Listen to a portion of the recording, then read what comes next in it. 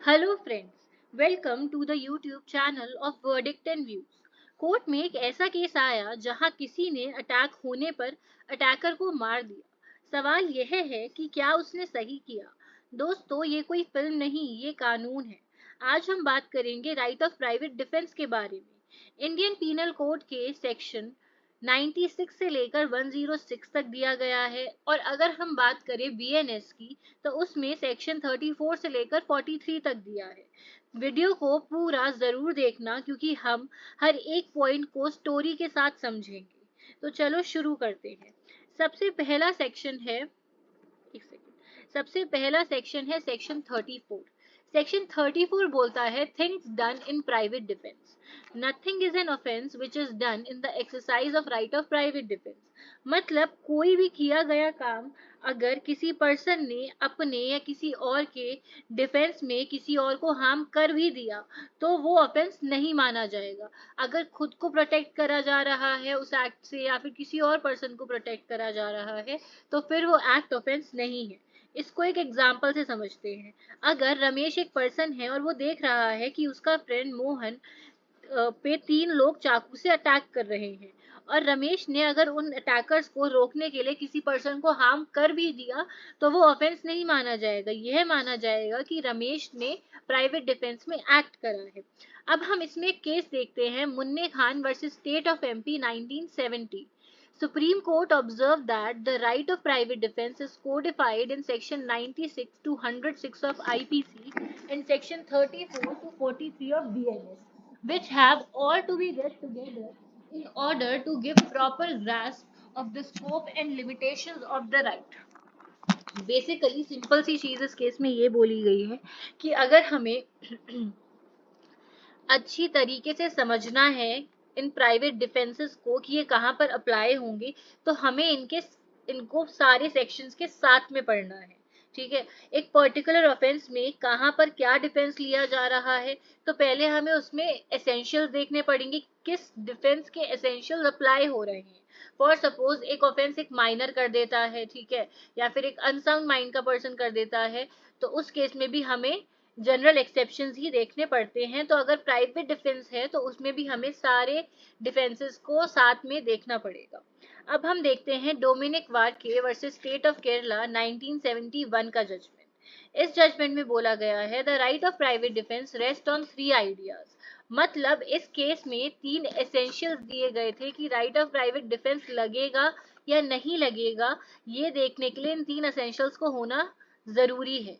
सबसे पहला that there must be no more harm inflicted than is necessary for the purpose of defence. कि जितना defence के लिए जरूरी है उतना ही हार्म हम इन्फ्लिक्ट कर सकते हैं। एग्जाम्पल से समझते हैं कि एक इंसान है, एक पर्सन है जिसने बी पर बंदूक मतलब गन पॉइंट आउट कर रखी है। अब बी क्या करता है, वो भी अपनी गन निकाल लेता है डिफेंस में और ए पर पॉइंट कर देता है।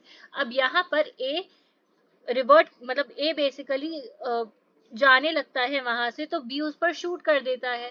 तो यहाँ पर जो बी ने अपना प्राइवेट डिफेंस का राइट लिया है वो उसने एक्सटेंड कर दिया है, मतलब जितना जरूरी था।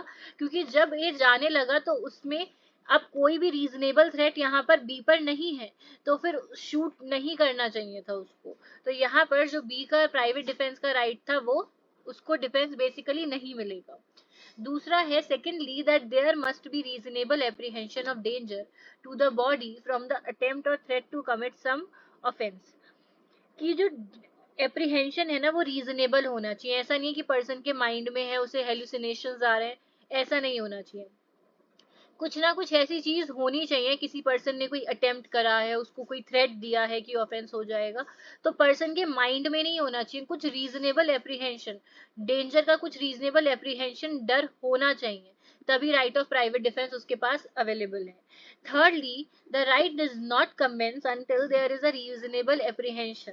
ऐसा नहीं है कि एक इंसान का राइट तब तक स्टार्ट नहीं होगा जब तक रीजनेबल एप्रीहेंशन नहीं होगा। किसी एक पर्सन ने धमकी दी किसी दूसरे पर्सन को फोन पर, अभी उस पर्सन के पास रीजनेबल एप्रीहेंशन नहीं है, वह जाकर पुलिस में अप्रोच कर सकता है, पुलिस की हेल्प ले सकता है। तो यहाँ पर अगर वो जाकर उसके घर पे शूट कर देता है उसको या फिर कुछ उसको हर्ट कर देता है तो उसके पास राइट ऑफ प्राइवेट डिफेंस नहीं माना जाएगा। अब हम देखते हैं next section, section 35, right of private defence of property and body.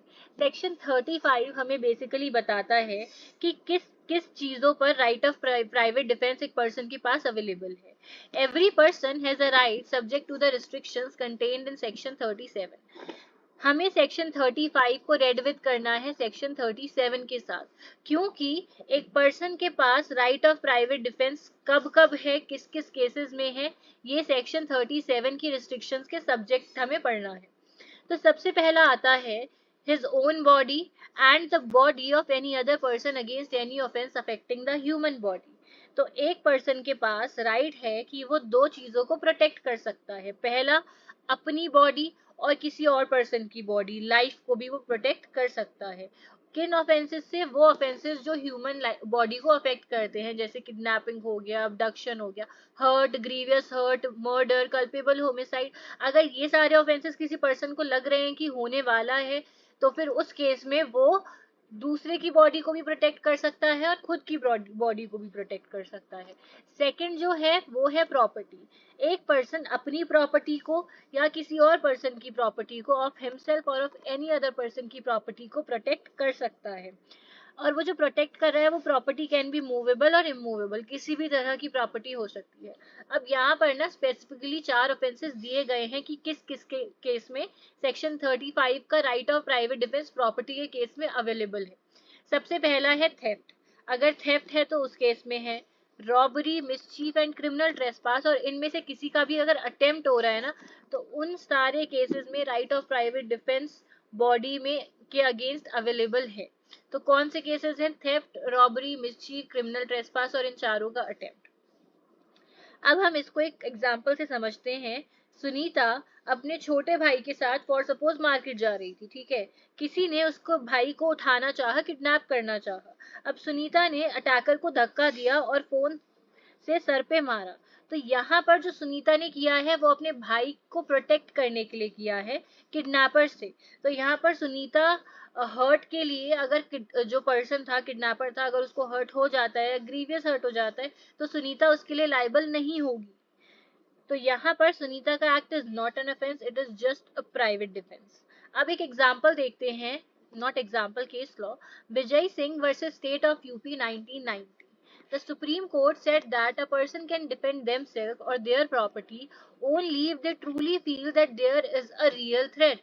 Supreme court ने बोला कि एक पर्सन अपनी प्रॉपर्टी को और अपनी बॉडी को या किसी और पर्सन की बॉडी या प्रॉपर्टी को तभी डिफेंड कर सकता है जब उसके पास रियल थ्रेट हो।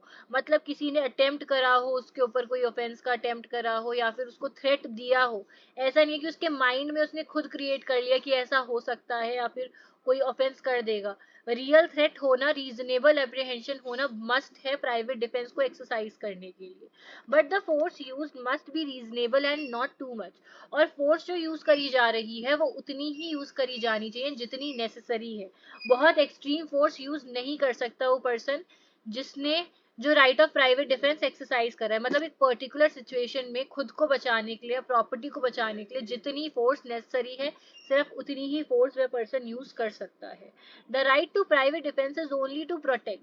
क्योंकि राइट ऑफ प्राइवेट डिफेंस का बेसिक एसेंशियल क्या है, मतलब बेसिक पर्पस क्या है, कि खुद को प्रोटेक्ट करने के लिए या प्रॉपर्टी को प्रोटेक्ट करने के लिए। यहाँ पर पर्पस रिवेंज लेना नहीं है कि किसी ने तुम्हारे पर बंदूक रख दी तो तुमने भी उस पर बंदूक रख के चला दी, ये पर्पस नहीं है। सिर्फ उस समय तुम्हारे माइंड में ये होना चाहिए कि तुम बचना चाह रहे हो या अपनी प्रॉपर्टी को बचाना चाह रहे हो, किसी और पर्सन को बचाना चाह रहे हो। सिर्फ प्रोटेक्शन का मेन पर्पस है, यहाँ पर रिटेलिएशन या रिवेंज लेना पर्पस नहीं है। In this case, the accused used more force than needed, so they could not fully claim self-defense। Vijay Singh के केस में अक्यूज ने जितना नेसेसरी था फोर्स, उससे ज्यादा फोर्स यूज कर लिया, तो वो सेल्फ डिफेंस का क्लेम नहीं ले पाया। अब हम एसेंशियल्स देख लेते हैं कि डिफेंस ऑफ प्राइवेट डिफेंस लेने के लिए क्या क्या एसेंशियल्स जरूरी है। सबसे पहला है ह्यूमन बॉडी और प्रॉपर्टी होनी चाहिए।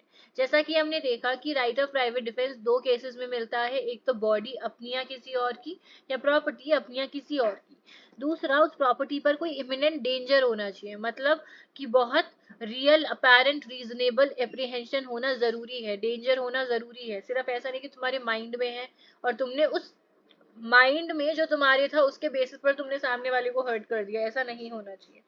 फिर है no sufficient time to contact और कॉल पुलिस, और ऐसा होना चाहिए सिचुएशन कि तुम्हारे पास इतना सफिशिएंट टाइम नहीं है कि तुम पुलिस को कॉल करो। कि अगर फॉर सपोज कोई एक पर्सन तुम्हारे ऊपर गन ऐसे पॉइंट करके खड़ा है, तो ऑब्वियसली तुम्हारे पास पुलिस को कॉल करने का टाइम नहीं है, तुमको खुद से प्रोटेक्ट करना पड़ेगा उस सिचुएशन में खुद को। तो तुम उस केस में अपना प्राइवेट डिफेंस एक्सरसाइज कर सकते हो, बट सिर्फ उतना जितना नेसेसरी है उस सिचुएशन से बचने के लिए। ठीक है, अब आता है हमारे पास सेक्शन 36।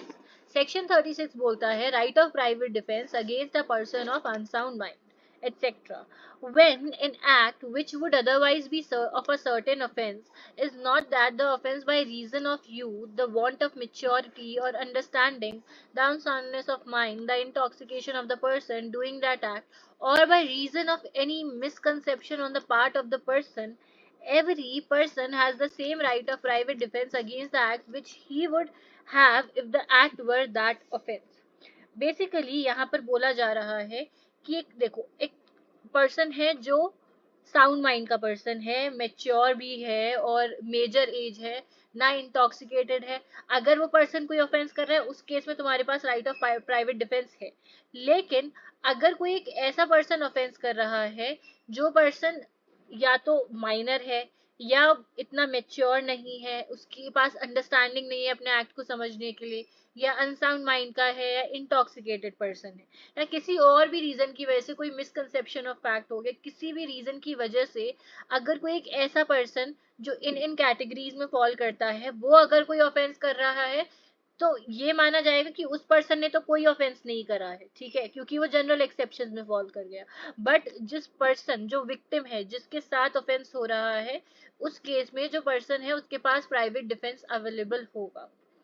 तो सिंपल सा इसको समझते हैं कि अगर कोई एक पर्सन जो इंटॉक्सिकेटेड है, या फिर वो पर्सन माइनर है, या उसको अपने नेचर नहीं समझ आ रहा है एक्ट का, या अनसाउंड माइंड का है, या मिसकंसेप्शन ऑफ फैक्ट के अंडर है, कोई भी रीजन हो सकता है, अगर वो पर्सन ऑफेंस कर रहा है तो वो ऑफेंस की कैटेगरी में नहीं आएगा। लेकिन जो सामने वाला पर्सन है जिसके ऊपर ऑफेंस हो रहा है, वो खुद को बचा सकता है और उसके पास सेम राइट है प्राइवेट डिफेंस लेने का।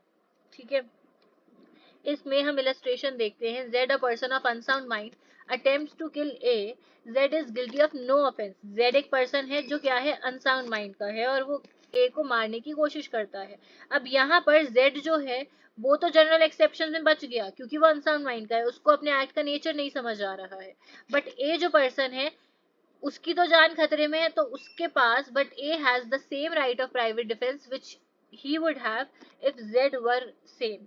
बट यहाँ पर Z का एक्ट ऑफेंस नहीं है, बट Z ने जो मार रहे A को, A के पास राइट है प्राइवेट डिफेंस लेने का, और पूरे उस तरीके से लेने का जैसे Z सेम है। तो A खुद को बचा सकता है चाहे सामने वाला पर्सन जो ऑफेंस कर रहा है वो अनसाउंड माइंड का क्यों ना हो। बी है, बी बोलती है illustration, A enters by night a house which he is legally entitled to enter Z in good faith taking A for a house breaker attacks. अब ए रात को एक घर में घुसता है, लेकिन ए एंटाइटल्ड है उस घर में घुसने के लिए। अब जेड को रात को कोई इंसान एंटर कर रहा है उसके घर में, तो अब जेड को लगता है, गुड फेथ में उसने बिलीव करा कि कोई हाउस ब्रेकिंग कर रहा है, तो उसने ए को अटैक कर दिया। Here Z bye attacking A under the misconception, यहाँ पर मिसकंसेप्शन ऑफ फैक्ट है, ए था लेकिन जेड को लगा कोई हाउस ब्रेक कर रहा है, तो कमिट्स नो ऑफेंस। अब ए ने यहाँ पर प्राइवेट डिफेंस लिया ना, तो उसने कोई ऑफेंस नहीं करा। सॉरी, जेड ने प्राइवेट डिफेंस लिया तो जेड ने कोई ऑफेंस नहीं करा, क्योंकि ए जेड का यहाँ पर मिसकंसेप्शन ये था कि कोई हाउस ब्रेकर है, उसको नहीं पता था कि ए एंटर कर रहा है। तो यहाँ पर जेड ने उसको जो हर्ट किया है या अटैक किया है उससे कोई ऑफेंस नहीं किया है। But A has the same right of private defence against Z which he would have if Z were not acting under the misconception। तो यहाँ पर A पर जब अटैक हुआ तो A के पास पूरा राइट है कि वो अपना प्राइवेट डिफेंस एक्सरसाइज कर सकता है, जैसे कि अगर उसके पास उसको मिसकंसेप्शन ऑफ फैक्ट नहीं होता वो तब यूज करता, तो वो सेम इस सिचुएशन में अपना यूज कर सकता है प्राइवेट डिफेंस। अब हम समझते हैं सेक्शन 37। सेक्शन 37 बोलता है acts against which there is no right of private defence, उन केसेस में जहां पर कोई राइट ऑफ प्राइवेट डिफेंस नहीं है। तो ये बेसिकली इस चैप्टर का एक्सेप्शन है, ठीक है, कि कहाँ पर राइट ऑफ प्राइवेट डिफेंस एक पर्सन के पास नहीं है। इन सब केसेस में एक पर्सन के पास प्राइवेट डिफेंस का राइट नहीं है। Against an act which does not reasonably cause the apprehension of death or grievous hurt, if done or attempted to be done by a public servant acting in good faith under color of his office, though that act may not be strictly justifiable by law। मतलब एक person के पास right of private defence नहीं है, और वो क्या act है, एक ऐसा act which does not reasonably cause the apprehension of death और ग्रीवियस हर्ट, कि ना तो उधर एप्रीहेंशन है डेथ का और ना ग्रीवियस हर्ट का। If done or attempted to be done by a public servant, जो एक पब्लिक सर्वेंट कर रहा है गुड फेथ में अपने ऑफिस की अथॉरिटी के अंडर, एंड दो द एक्ट में not be just strictly justifiable by law.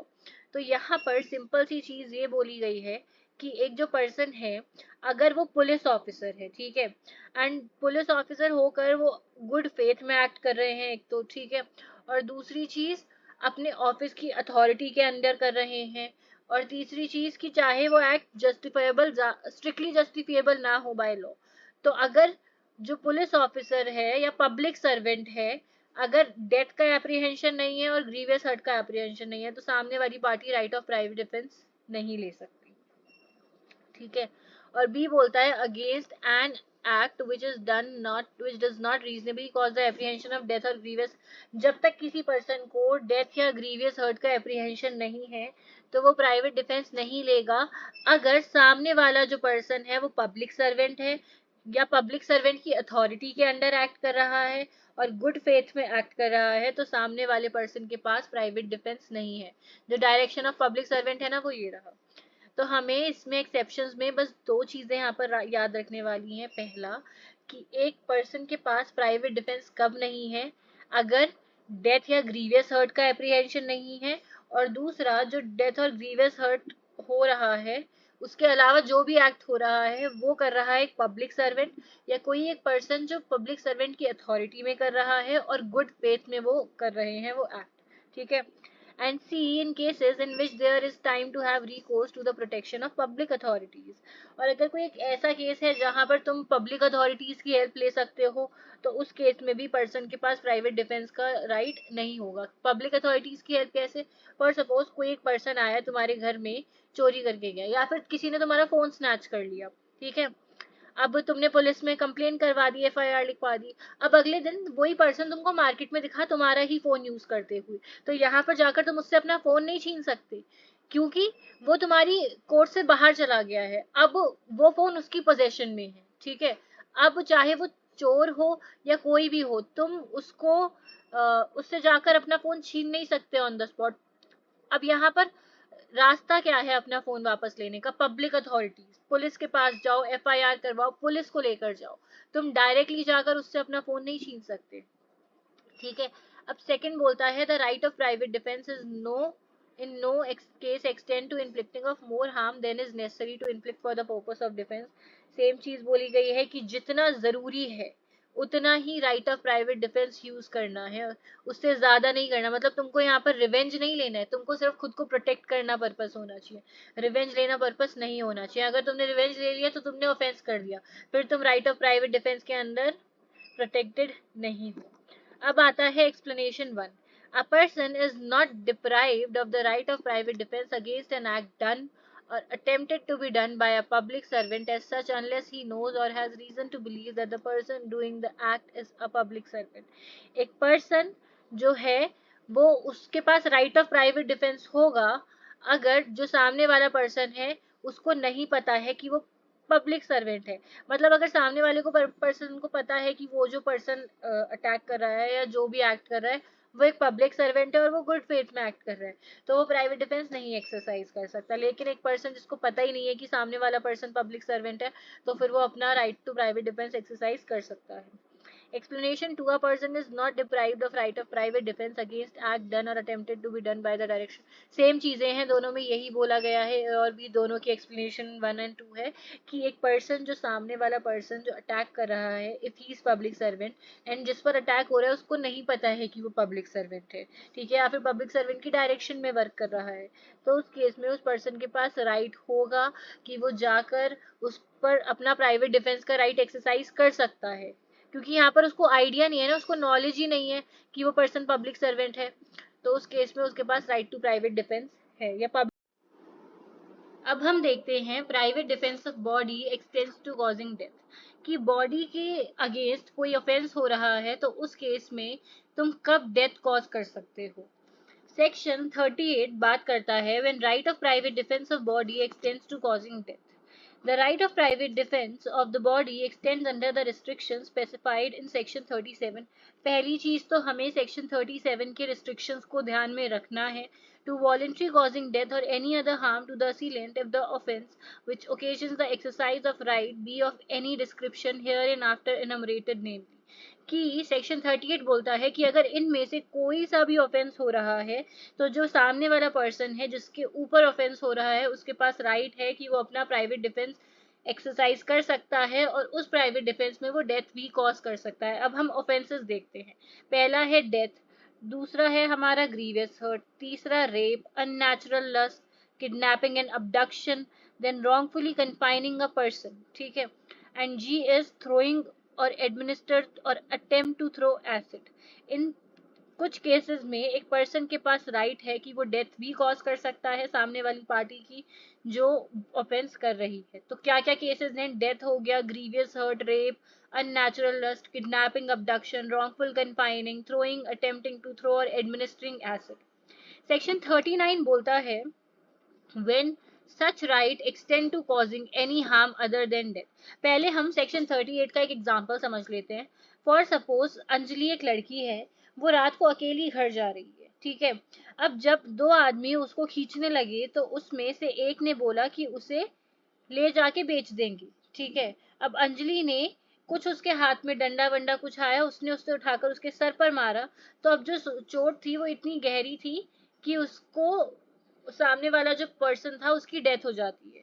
तो यहाँ पर जो अंजलि ने एक्ट करा है वो प्राइवेट डिफेंस में करा है, तो ये एक ऑफेंस नहीं माना जाएगा जो अंजलि ने किया है। She will be protected under the section 38 of BNS. फिर आता है section 39, when such right extend to causing any harm other than death if the offense be not of any of the descriptions specified in section 38। अगर offence कोई सा भी नहीं है इनमें से जो सेक्शन 38 में बोले गए हैं, the right of private defense of the body does not extend to the voluntary causing death to the assailant। तो अगर सिर्फ जो 38 सेक्शन में जो भी ऑफेंसेस हैं इनमें ही अगर प्राइवेट डिफेंस में तुम डेथ कर सकते हो, लेकिन इसके अलावा कोई और एक्ट हो रहा है, ऑफेंस हो रहा है, तो उसमें तुम अपना प्राइवेट डिफेंस यूज कर सकते हो बट डेथ नहीं कॉज कर सकते। और हर एक चीज किसके रिस्ट्रिक्शन के अंडर है? सेक्शन 37 के रिस्ट्रिक्शन के अंडर। फिर आता है सेक्शन 40 कि ये जो राइट है प्राइवेट डिफेंस का ये कमेंस कब होता है, मतलब शुरू कब होता है और खत्म कब होता है। The right of private defence of the body commences as soon as reasonable apprehension of danger to the body arises from an attempt to threat to commit the offense, though the offense may not have been committed, and it continues as long as such apprehension of the danger to the body continues। तो ये शुरू कब होगा? जैसे ही body पर apprehension, मतलब reasonable apprehension है, danger आया है जब से, ठीक है, या तो अटेम्प्ट है या थेफ्ट है, थ्रेट है, तो इन दोनों केसेस में जो प्राइवेट डिफेंस का राइट उस पर्सन को मिल जाएगा, स्टार्ट हो जाएगा। और ये खत्म कब होगा? जब तक वो डेंजर कंटिन्यू करेगा तब तक वो प्राइवेट डिफेंस का राइट उस पर्सन के पास कंटिन्यू करेगा। अब आता है हमारा सेक्शन 41, 42 एंड 43 बात करता है प्रॉपर्टी के बारे में। 41 बोलता है कि किन किन केसेस में, प्रॉपर्टी के केसेस में डेथ कॉज करी जा सकती है। The right of private defence of property extend under restriction, इधर भी रिस्ट्रिक्शन है सेक्शन 37 की, to the voluntary causing of death. Voluntarily cause करी जा सकती है डेथ, किसको? टू द रॉन्ग डूअर, ठीक है, या तो डेथ कॉज कर दो या कोई और हार्म भी कॉज किया जा सकता है। इफ द ऑफेंस, अगर ऑफेंस ये सारे हैं, तो सबसे पहला क्या है? रॉबरी, फिर आता है house breaking after sunset and before sunrise, that is house breaking at night. C में आता है मिसचीफ, किसके द्वारा, फायर के द्वारा, कोई भी एक्सप्लोजिव सब्सटेंस के द्वारा, किसी भी बिल्डिंग, टेंट या वेसल में जहां पर लोग रह रहे हैं, ठीक है। डी में आता है थेफ्ट, मिसचीफ और हाउस ट्रेसपास, कब, जब रीजनेबल एप्रीहेंशन है कि उससे डेथ या ग्रीवियस हर्ट हो सकता है। अगर सिंपली तुमसे एमसीक्यू में पूछा जा रहा है थेफ्ट, मिसचीफ और हाउस ट्रेसपास, तो तुमको उस पर टिक नहीं करना है। लेकिन अगर बोला गया है कि थेफ्ट, मिसचीफ और हाउस ट्रेसपास से डेथ या ग्रीवियस हर्ट कॉज हो सकता है, तो तुम डेथ कॉज कर सकते हो उस केस में रॉन्ग डूअर की। अब आता है section 42, when such right extends to causing harm other than death. Section 2 में बोला गया है कि तुम डेथ के अलावा कोई और हार्म कॉज कर सकते हो, बट डेथ नहीं कॉज कर सकते। If the offence of the committing of which or attempting to commit which occasions the exercise of the right of private defense be theft, mischief, criminal trespass not of the description specified in section 41, that right does not extend to the voluntary causing of death but extends subject to the restriction of section 37, voluntary causing wrongdoer any other harm other than death। देखो, ये जितने भी offences बताए ना हमें, robbery, house breaking by night, mischief by fire, explosive substance, और ऐसे area पर जहाँ पर लोग रह रहे हैं, या फिर जो प्लेस है वो ह्यूमन ड्वेलिंग के लिए है, ठीक है, या फिर थेफ्ट, मिसचीफ और हाउस ट्रेसपास, और उससे किसी की डेथ या ग्रीवियस हर्ट हो सकता है। इन सब केसेस में तो तुम डेथ कॉज कर सकते हो, लेकिन 42 में बोला है कि इसके अलावा कोई भी अदर ऑफेंस है जो प्रॉपर्टी के अगेंस्ट है, उसमें तुम कोई एनी अदर हार्म कॉज कर सकते हो, ठीक है, अदर देन डेथ होना चाहिए वो। फिर आता है सेक्शन 43 कि कब वो राइट कमेंस होगा और कब तक वो राइट कंटिन्यू होगा, ये हमारा सेक्शन 43 में बताया है। The right of private defence of property commences जब reasonable apprehension of danger to the property commences, जैसे ही प्रॉपर्टी पर रीजनेबल एप्रीहेंशन ऑफ डेंजर शुरू होगा वैसे ही right of private defence start हो जाएगा। बी आता है अगेंस्ट थेफ्ट, थेफ्ट के केस में कब वो राइट ऑफ प्राइवेट डिफेंस उस पर्सन को मिलेगा और कब खत्म होगा। Against theft continues till the offender has, देखो स्टार्ट तो तभी होगा जैसे ही reasonable apprehension of danger start हो जाएगा, लेकिन खत्म कब होगा थेफ्ट के केस में, as soon as till the offender has effected his retreat to the with the property or either the assistance of the public authorities is obtained or the property has been recovered। Theft के case में तीन circumstances हो सकते हैं जब तक उस person के पास राइट ऑफ प्राइवेट डिफेंस है। पहला, रिट्रीट विद द प्रॉपर्टी, मतलब उसकी नजर से वो दूर चला गया, बंदा चोरी करके भाग गया, अब उसके विजिबल नहीं है वो बंदा उसको, ठीक है, जो पर्सन है, जो रॉन्ग डूअर है, वो उस जो विक्टिम है उसको विजिबल नहीं है, तो रिट्रीट मतलब उससे दूर जा चुकी है वो प्रॉपर्टी, ठीक है।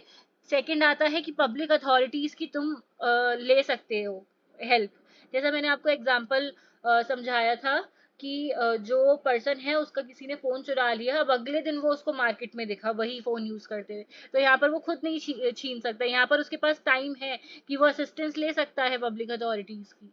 और तीसरा आता है the property has been recovered, अगर प्रॉपर्टी रिकवर हो गई है तो भी तुम्हारा राइट टू प्राइवेट डिफेंस वहां पर खत्म हो जाएगा। अब हम देखते हैं कि रॉबरी के केस में कब तक कंटिन्यू करती है। As long as the offender causes और attempt to cause to any person death, hurt or wrongful restraint, as long as the fear of instant death or instant hurt or instant personal restraint continues। मतलब offender जो है वो cause करता है या attempt to cause करता है किसी पर्सन को डेथ, हर्ट या रॉन्गफुल रिस्ट्रेंट, और कब तक, रॉबरी के केस में बता रहे हैं हम, ठीक है। एज लॉन्ग एज जो फियर है इंस्टेंट डेथ का, इंस्टेंट हर्ट का और इंस्टेंट पर्सनल रिस्ट्रेंट का, जब तक वो कंटिन्यू करेगा तब तक, मतलब जो इंस्टेंट डेथ, इंस्टेंट हर्ट और इंस्टेंट पर्सनल रिस्ट्रेंट का फियर है ना, जब तक वो फियर कंटिन्यू करेगा तब तक जो पर्सन है विक्टिम, उसके पास राइट है कि वो अपना पर्सनल प्राइवेट डिफेंस यूज कर सकता है। डी आता है अगेंस्ट क्रिमिनल ट्रेसपास और mischief continues as long as the offender continues in the commission of the criminal trespass mischief. इसमें वही है कि जब तक क्रिमिनल ट्रेसपास और मिसचीफ कंटिन्यू हो रहा है तब तक। एंड ई बोलता है against house breaking after sunset before sunrise continues as long as the house trespass which has been begin by such house breaking continues, और जब तक हाउस ब्रेकिंग या हाउस ट्रेसपास कंटिन्यू रहेगा। देखो हाउस ट्रेसपास कर लिया, उसके बाद अगर वो हाउस ब्रेकिंग बन जाता है तो उस केस में, क्योंकि हाउस ब्रेकिंग बाय नाइट है, तो स्टार्ट कब तक हो जाएगा, जैसे ही वो बंदा हाउस ट्रेसपास करेगा और वो कंटिन्यू रहेगा जब तक वो पर्सन जो है रॉन्ग डूअर है, हाउस ब्रेकिंग उसकी कंटिन्यू रहेगी। अब हम कुछ केस लॉज देख लेते हैं। सबसे पहला केस लॉ है Darshan Singh versus state of Punjab 1953। This case established that the right of private defense is a legitimate defense in cases where there is an imminent threat to the property and the force used is proportionate to the threat। पहली चीज कि अगर एक legitimate defence है कब बनेगा, जब threat है बहुत, मतलब इंस्टेंट थ्रेट है किसी पर्सन की प्रॉपर्टी को, कि तुम रिकोर्स नहीं ले सकते पब्लिक अथॉरिटीज की, तो उस केस में तुम्हारे पास होगा राइट ऑफ प्राइवेट डिफेंस। और जो फोर्स है, जो तुम मतलब रिटेलिएशन करोगे खुद को बचाने के लिए, वो प्रोपोर्शनेट होना चाहिए टू द थ्रेट, जितना तुमको थ्रेट मिला है। The court highlighted the importance of assessing the immediate threat and the necessity of the defence. Court को दो चीजें हाईलाइट करनी होंगी कि इमीडिएट थ्रेट था या नहीं, एंड दूसरा है कि कितनी जरूरत थी वो डिफेंस लेने की उस सिचुएशन में, उन सर्कमस्टांसेस में। फिर आता है Ajmal Khan versus state 1952 Supreme Court. Rights hitting on Ajmal shutter got ROPD as there is imminent danger to his life and family. Ajmal Khan case में बेसिकली जो राइट्स हैं वो उसका जो शटर था शॉप का, उसको तोड़ने लगते हैं, ठीक है।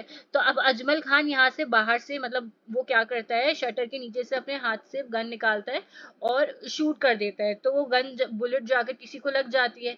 तो अब ये केस कोर्ट में आता है, तो फिर कोर्ट यहाँ पर बोलती है कि देयर इज पॉसिबिलिटी कि जो रायट्स हैं वो अजमल खान को हर्ट कर देते, उसकी फैमिली में कुछ फीमेल्स थी उनके साथ कुछ सेक्सुअली असॉल्ट कर देते। तो जो अजमल खान ने यहाँ पर किया वो उसने डेफिनेटली आरओपीडी ही लिया है, क्योंकि यहाँ पर उसकी लाइफ को डेंजर था। यहाँ पर रेप हो सकता था, उनमें से किसी का किडनैप हो सकते थे, अबडक्शन हो सकता था, या फिर डेथ भी कॉज हो सकती। तो इन केसेस में दूसरे पर्सन की डेथ कॉज करी जा सकती है। तो यहाँ पर अजमल खान को बोला गया था कि उसने आरओपीडी ही एक्सरसाइज किया है अपना, उसने अपनी मतलब उसने जितना फोर्स जरूरी था उतना ही यूज करा है, क्योंकि थ्रेट ज्यादा था, imminent danger tha to his life and his family. Then we have Puran Singh and others versus State of Punjab 1975. This case addressed the right to private defense of property and its limitation. इस case में बताया गया है कि right of private defence जो property के against है, मतलब प्रॉपर्टी में मिलता है, और उसकी क्या क्या लिमिटेशंस हैं। It emphasized the need for reasonable apprehension of theft or damage and the proportionality of the defense. इसमें emphasize करा है कि कितना रीजनेबल एप्रीहेंशन होना चाहिए थेफ्ट में, कितना डैमेज हो सकता है, और कितना तुम उस केस में डिफेंस ले सकते हो। आई होप आपको जितना भी मैंने समझाया है प्राइवेट डिफेंस में सब कुछ बहुत अच्छे से समझ आया हो। मैंने बीएनएस के और भी लेक्चर्स अपलोड करे हैं, और इसके आगे मैं और लेक्चर्स अपलोड करूंगी। तो अगर आप अपडेटेड रहना चाहते हैं, आप सब्सक्राइब करिए और बेल आइकन प्रेस करिए ताकि हर वीडियो की नोटिफिकेशन आपको मिले। तब तक के लिए गुड बाय, थैंक यू।